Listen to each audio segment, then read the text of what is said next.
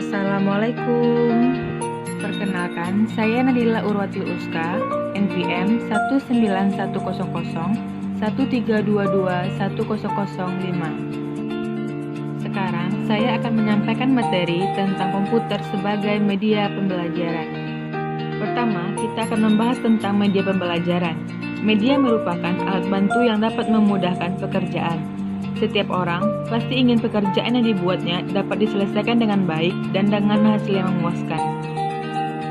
Jadi, media pembelajaran adalah alat bantu yang digunakan dalam proses pembelajaran. Pembelajaran adalah proses komunikasi antara pengajar, peserta didik, dan bahan ajar. Dalam fungsinya, pemakaian media pembelajaran dalam proses belajar mengajar dapat membangkitkan keinginan dan minat yang baru, membangkitkan motivasi dan rangsangan kegiatan belajar, dan bahkan membawa pengaruh-pengaruh psikologi terhadap siswa. Selain membangkitkan motivasi dan minat siswa, media pembelajaran juga membantu siswa meningkatkan pemahaman, menyajikan data dengan menarik dan terpercaya, memudahkan penafsiran data dan memadatkan informasi. Selanjutnya kita akan membahas tentang pengertian komputer. Komputer adalah seperangkat alat elektronik yang dihubungkan dengan listrik yang berguna dalam membantu pekerjaan manusia agar lebih mudah, cepat, dan akurat. Komputer juga sebagai alat komunikasi dan informasi yang mampu mengolah dan menyimpan data. Ketiga, komputer sebagai media pembelajaran. Dalam bidang pendidikan, komputer sebagai hasil teknologi modern sangat membuka kemungkinan-kemungkinan yang besar untuk menjadi alat pendidikan. Khususnya dalam pembelajaran, komputer dapat digunakan sebagai alat untuk menyampaikan informasi atau ide-ide yang terkandung dalam pembelajaran kepada peserta didik. Dalam pembelajaran berbantuan komputer, peserta didik berhadapan dan berinteraksi secara langsung dengan komputer. Interaksi antara komputer dan peserta didik ini terjadi secara individual, sehingga apa yang dialami oleh peserta didik akan berbeda dengan apa yang dialami peserta didik lainnya.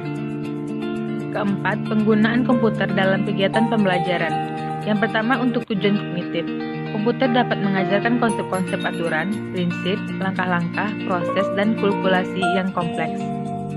Selanjutnya, untuk psikomotor. Dengan bentuk pembelajaran yang dikemas dalam bentuk games dan simulasi, sangat bagus digunakan untuk menciptakan kondisi di dunia kerja.